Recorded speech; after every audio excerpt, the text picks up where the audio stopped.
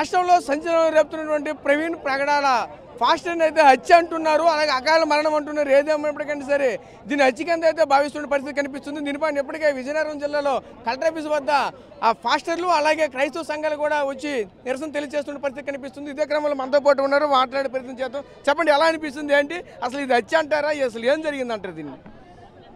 ఈరోజు పాస్టర్ గారి యొక్క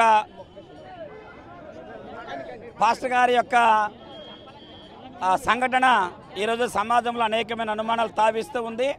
ఈ యొక్క అనుమానాల్లో అత్యంత ప్రధానంగా చాలామంది దీన్ని ప్రమాదవశాత్తు జరిగిన సంఘటన చెప్తూ ఉన్నారు. ఇది ప్రమాదవశాత్తు జరిగినటువంటి సంఘటన కానే కాదని క్రైస్తవ సంఘాలు, దళిత సంఘాలు, పౌర సంఘాలు అడుగుతూ ఉన్నాయి. ఎందుకనంటే ఆ యొక్క మరణ సంఘటన నేర స్థలాన్ని పరిశీలిస్తే చాలా సందేహాలకి రేకెత్తిస్తూ ఉంది. అందులో వాటర్ లేదు, ఆయన నేరం జరిగిన ప్రదేశంలో ఎటువంటి తడి లేదు, కానీ ఆయన ఫ్యాంట్కి తడి ఉన్నట్లు బురద ఉన్నట్లు కనిపిస్తూ ఉంది. అంతేకాకుండా తన బండి మీద రక్త మరకలు కనిపిస్తూ ఉన్నాయి, వీళ్ళ మీద రక్త మరకలు కనిపిస్తూ ఉన్నాయి, సేఫ్ గార్డు మీద రక్త మరకలు కనిపిస్తూ ఉన్నాయి. మరి వీటన్నింటినీ మనం గమనిస్తే ఇది తప్పనిసరిగా హత్యకు దారి తీసిన సంఘటనలు కల్పిస్తున్నాయి. కాబట్టి రాష్ట్ర ప్రభుత్వము తక్షణమే దీని మీద సిబిసిఐ దర్యాప్తు జరిపించాలి. దీనికి ప్రధానమైన బాధ్యత ప్రభుత్వం వహించాలి. తక్షణమే ఈ యొక్క దీనిపైన సిబిసిఐ విచారణ అంటే సమగ్రమైన విచారణ, పోలీస్ దర్యాప్తు కాకుండా వాళ్ళు నిర్వహించాలని చెప్పేసి డిమాండ్ చేస్తూ ఉన్నాం. అమ్మ మీరు చెప్పండి, దీన్ని ఏ విధంగా చూడాలేంటి? ఇదైతే ముమ్మాటికి ఆయన మీద కక్ష కట్టి ఎవరు చేస్తారో బయటకు నిగ్గు తేలాలండి.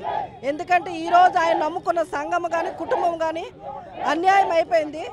అంటే ఈ లోకంలో ఇక్కడ ఆంధ్రాలో భారతదేశంలో ప్రతి మనిషి అంటే మనిషిని మనిషిగా చూసే కాలం కూడా పోయిందని భయం వేస్తుంది. అసలు ఈ హత్య మీద అయితే మాకైతే సమగ్ర దర్యాప్తును మేము కోరుకుంటున్నాం.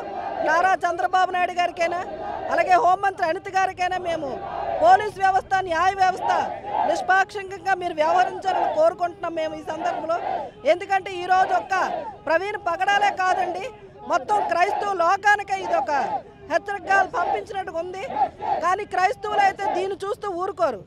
క్రైస్తవులు ఏదంటే నిద్రపోతున్న సింహాలు లేపితే ఏమవుద్దో చాలామందికి చరిత్రకారులకు తెలుసు.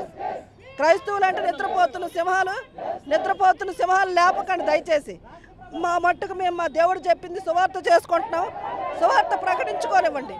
మీకు నచ్చకపోతే మానేయండి. కానీ యథార్థవాది లోక విరోధులాగా ఈరోజు ప్రవీణ్ పగడాల గారు ఉన్నది ఉన్నట్టుగా మాట్లాడడం వల్ల జరిగిన సంభవాలు ఇవి. కనుక మేము తీవ్రంగా దీన్ని ఖండిస్తున్నాం. మాకు సమగ్ర న్యాయం కావాలి.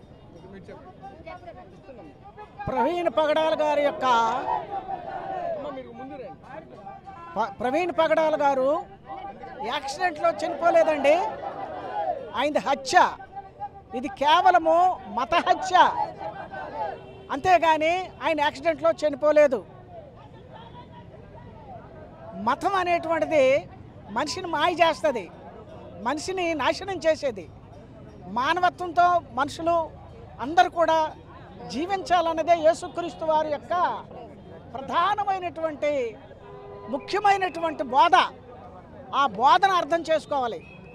ప్రతి ఒక్కరు కూడా ఒక విషయాన్ని మనం గమనించాలి. సువార్తికుడు సువార్త చేస్తున్నాడు, మేలుకరమైనది అందరికీ చెప్తున్నాడు, అది తప్పేం లేదు. ఇందులో ఏదైనా చెడిపోయిన మాటలు చెప్తేనే ఆటంకపరచాలా, హత్యలు చేయాలి. కానీ ఆయన చేసింది ఏమీ అలాంటిది కాదు. ఒక విషయాన్ని మనము ఇక్కడ గమనించవలసింది ఏంటంటే, ఏ మతస్థాపకుడైనా, ఏ మత గురువైన ప్రారంభికుడైనా వాళ్ళు తిరిగి అందరికీ గుమిగూడి ఆ మతం గురించి చెప్పకపోతే ఇంత అభివృద్ధి అయ్యేది కాదు, ఎవరి మతమైనా సరే. ఈవేళ ఆత్మకు సంబంధించినటువంటి మార్గమైనటువంటి యేసుక్రీస్తు మాటలు ఇతరులకు చెప్తే చంపేస్తామనంటే ఇది ఎంత అన్యాయమో, ఇది ఎంత దారుణమో ఒకసారి మన హైందవ సహోదరులందరూ ఆలోచన చేయాలి. హైందవ సహోదరులందరినీ ఎవరు క్రైస్తవులు మేము నిందించటం లేదు. హైందవంలో మత మౌఢ్యం కలిగినటువంటి మనుషులను మాత్రమే మేము విమర్శిస్తున్నాం. కాబట్టి వారైనా సరే ఆలోచన చేయండి, మతం ముఖ్యమా మనిషి ముఖ్యమా అనేటువంటి విషయాల్ని మీరు ఆలోచన చేయాలని మా ద్వారా మీకు అందరికీ ఈ టీవీ ద్వారా మీకు తెలియజేసుకుంటున్నాం. విజయనగరం జిల్లా నుంచి మేము మాట్లాడుతున్నాం. అయితే ఈ సమానత్వం అనేది భారత రాజ్యాంగాన్ని ఒక అంబేద్కర్ చట్టాన్ని తీసుకొని వచ్చారు. ఆ విధంగా ప్రతి ఒక్కరు కూడా ఏ మతాన్నైనా స్వేచ్ఛగా వారు అంగీకరించవచ్చు. అయితే క్రైస్తవుల్ని అతను దేవుని మాటలు చెప్పినందుకు ఆయన హత్య చేశారంటే చాలా దారుణం. ఒక మనిషి చంపడానికి ఏ మనిషికి హక్కు లేదు కనుక ప్రతి ఒక్కరూ జీవించే హక్కు భాగంగా మరి వారి మతాన్ని స్వేచ్ఛగా మాట్లాడుకునే హక్కు ఈ భారత రాజ్యాంగం ఇచ్చింది కనుక మరి ఆ రీతిగా ప్రవీణ్ గారిని హత్య మాత్రమే. ఎందుకంటే ఇది మరణం కాదు, అతను తనంతట తాను చనిపోలేదు, యాక్సిడెంట్ కాదు. ఎవరు కూడా మరి దాన్ని మీరు గమనించి మరి ఇక మోడీ వచ్చిన తర్వాత ఇలాంటి అరాచకాలు ఎక్కువగా జరుగుతున్నాయి. మరి బీజేపీ అనేది ఈ రాష్ట్రంలో కూడా చాలా దారుణంగా చేస్తుంది. మరి క్రైస్తవుల మీద ఎంత దాడులు జరుగుతున్నాయి.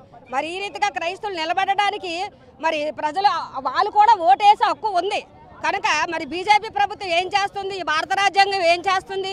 భారత రాజ్యాంగాన్ని ప్రతి ఒక్కరికి జీవించే హక్కు భాగంగానే మనుషులకి స్వేచ్ఛగా బ్రతకాలి. ఇలాగా హత్య చేయడం అనేది చాలా దారుణం. మరి దీని మీద ఈ రాష్ట్ర ప్రభుత్వం ఈ కేంద్ర ప్రభుత్వం చర్యలు తీసుకోవాలని మేము ఊరుకోము. ఎంతవరకైనా మేము దీన్ని ముందుకు కొనసాగిస్తాం. ఈ మాటలు మీకు విజ్ఞాపన చేస్తున్నాం. ఇది చూసాం కదా, ఒకటే చెప్పుకొస్తున్న పరిస్థితి కనిపిస్తుంది. ఏదైతే ఈరోజు ఫాస్ట్ అయితే అది ఒక హత్య అయితే ఖచ్చితంగా చెప్పుకొస్తున్న పరిస్థితి కనిపిస్తుంది. ఎందుకంటే అదైతే యాక్సిడెంట్ అయితే కాదు అని కూడా చెప్పుకొస్తున్న పరిస్థితి కనిపిస్తుంది. ఎందుకంటే అక్కడ వచ్చిన రక్తం అడుగులు కావచ్చు, అక్కడ ఉన్నటువంటి అతనికి ఫ్యాంట్ కొన్నటువంటి తడి కావచ్చు, ఇదంతా కూడా ఒక ప్రీ ప్లాన్గా చేసినటువంటి ఒక హత్య అని చెప్పేసి అయితే మాత్రం చెప్పుకొస్తున్న పరిస్థితి కనిపిస్తుంది. దీనిపై రాష్ట్ర కేంద్ర ప్రభుత్వాలు రెండు కూడా సమగ్రమైన సరే దర్యాప్తు చేపట్టాలి. ఇలా మతం పేరుతో ఈ విధంగా ఇటువంటి హత్యలు చేయడం కరెక్ట్ కాదని కూడా ముందుకు చెప్పుకొస్తున్నటువంటి పరిస్థితి మాకు కనిపిస్తున్నాయి. కెమెరా పర్సన్ నాయుడుతో రాజేష్, RTV విజయనగరం నుంచి. మరిన్ని వీడియోస్ కోసం ఛానల్ ని సబ్స్క్రైబ్ చేయండి. లేటెస్ట్ అప్డేట్స్ కోసం వాట్సాప్ ఛానల్ ని ఫాలో అవ్వండి. ఆ లింక్ డిస్క్రిప్షన్ లో ఉంది.